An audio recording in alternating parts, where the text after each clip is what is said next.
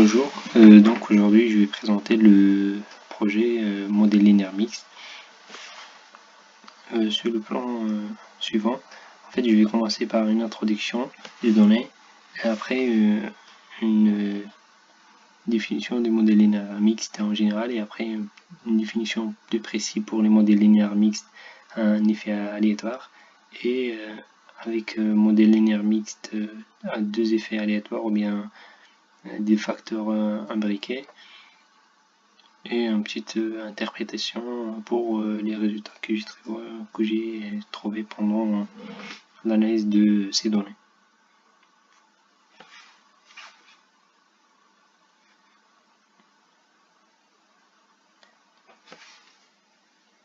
Les données que nous analysons ici sont des dénombrements d'invertébrés 3 sur 3, 4 sites dans chacun 17 historiés choisis au hasard. Ces historiés sont c'est les variables aléatoires qui représentent l'effet aléatoire car il existe un grand nombre d'historiés possibles.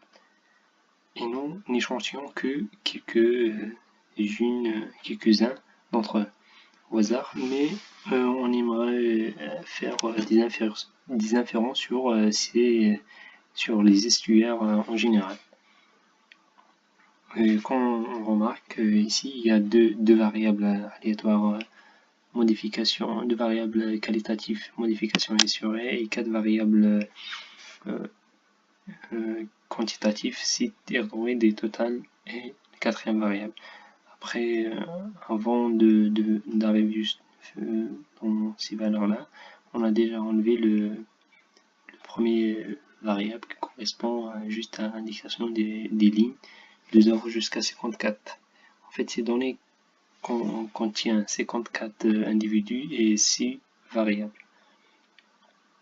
Et comme on remarque, les variables aléatoires à effet, les variables aléatoires qui peuvent représenter l'effet aléatoire sont des variables qualitatives, c'est-à-dire catégorielles.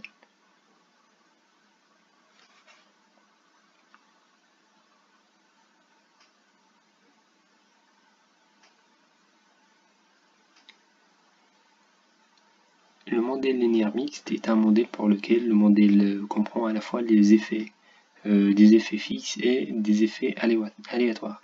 Donc les modèles linéaires mixtes incluent des variables à effet fixe et aléatoires, les deux en même temps.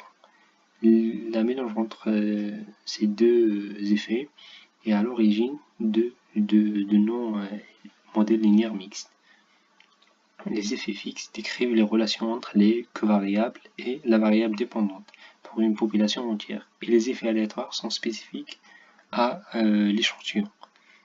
En d'autres termes, un effet aléatoire est un effet dont on veut pas généraliser les propriétés. Par contre, l'effet fixe, c'est-à-dire les propriétés sont généralisées. Il y a deux remarques très importantes pour les modèles mixtes. En fait, les effets aléatoires doivent nécessairement être des variables catégorielles. En gros, si par exemple les nombres peuvent créer de l'ambiguïté, c'est-à-dire si on a un variable quantitatif, c'est-à-dire contient des nombres, alors là, l'effet aléatoire, on ne peut pas donner un variable quantitatif, c'est-à-dire on ne peut pas représenter un effet aléatoire. Il y a un deuxième point qui est très important aussi, c'est qu'avoir 6 modalités de cette variable catégorielle semble être un petit peu un minimum pour pouvoir estimer de manière pertinente une variance. En gros, les facteurs fixes sont les variables pour lesquelles tous les niveaux qui sont d'intérêt sont inclus dans l'étude. Les variables peuvent être qualitatives comme le genre ou des variables d'échantillonnage de l'étude comme la région par exemple, et dans notre cas comme modification et comme SUARE. Les nouveaux sont choisis de sorte à représenter des conditions spécifiques qui peuvent être utilisées pour définir des contrastes. Par contre, les facteurs aléatoires, les effets aléatoires, ou bien les effets aléatoires sont échantillonnés de manière aléatoire dans l'ensemble des niveaux possibles de la population étudiée. Par exemple, ici on peut choisir la variable estuary comme variable aléatoire. On n'a pas tous les niveaux de la population, mais l'objectif est de pouvoir inférer les propriétés de l'échantillon à une population entière. Il y a un point qui est très important aussi ici, c'est qu'une variable peut être considérée comme, c'est-à-dire n'importe quelle variable, on peut considérer comme un effet fixe ou bien un effet aléatoire, ça dépend ou bien en fonction de l'hypothèse qui va être mise à l'épreuve. Pour appliquer les modèles mixtes, il y a des hypothèses qu'il faut respecter. Par exemple, Y, c'est-à-dire la sortie ou bien la réponse, par rapport à les effets, par rapport aux autres variables, soit sont I et D, c'est-à-dire indépendants et identiquement distribués, et soit une loi normale. Variance de Y sachant X aussi doit être une constante. Y s'écrit sous forme linéaire, c'est-à-dire sous forme linéaire de l'effet des X, des variables aléatoires, et des effets aléatoires, des variables, des effets aléatoires, Z. Y est indépendant de l'effet aléatoire, et c'est que cette variable aléatoire qui représente l'effet aléatoire suit une loi normale.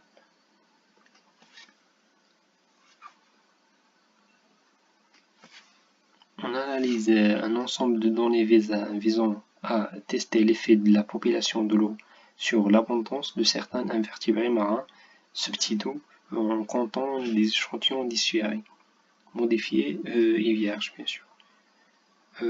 Comme le nombre total est important, nous supposons que les données sont continues. Et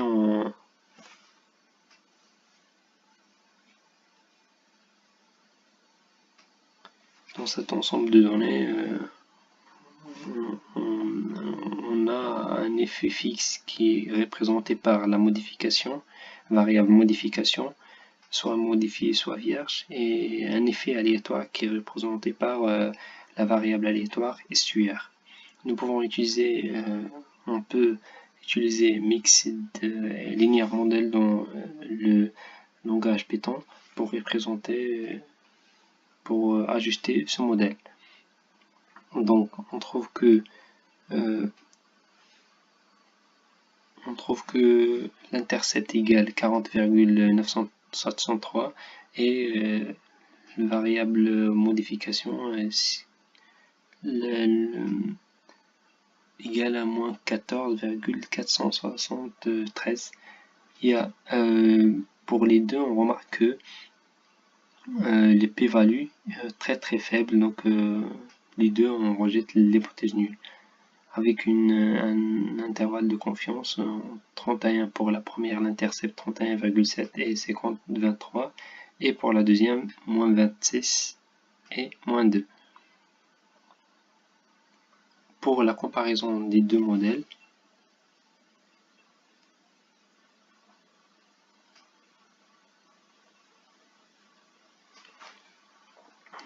premièrement, on a juste le modèle complet par maximum de vraisemblance, et un deuxième modèle qui n'a pas l'effet fixe, c'est-à-dire on a enlevé l'effet fixe pour la deuxième modèle, c'est-à-dire on a enlevé la variable modification pour la deuxième modèle.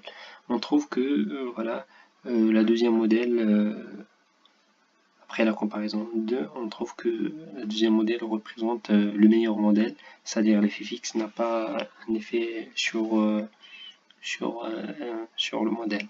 Du coup, on trouve avec un A ici qui est égal à 412 prises, et le premier à 415. Pour les modèles linéaires mixtes à deux facteurs, on trouve que pour les hypothèses, il reste les mêmes hypothèses, c'est-à-dire il faut vérifier les mêmes hypothèses. Donc, une petite définition pour ces ces modèles.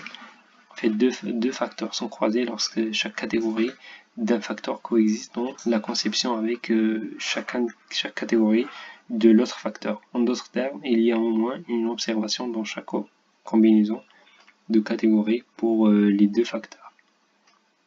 On a dit que les mêmes hypothèses pour les modèles à effet mixte de deux variables imbriquées, y sachant x sont identiquement distribuées et sur une loi normale, variance constante et y indépendant de l'effet aléatoire z.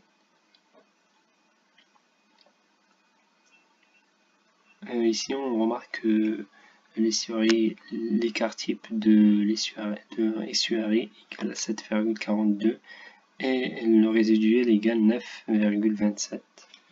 Donc pour ces deux groupes, avec le nombre total des données dans ce cas-là, c'est égal à 54 observations et 7 variables étudiées. On a fait un plot pour les données. On trouve que voilà une distribution presque linéaire. Et pour estimer le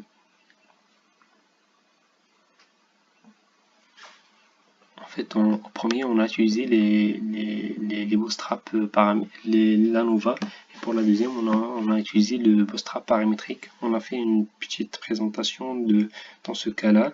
Donc, une distribution de la classification à l'aide de bootstrap. C'est une méthode pour estimer pour ajuster ou bien estimer les modèles. Et merci.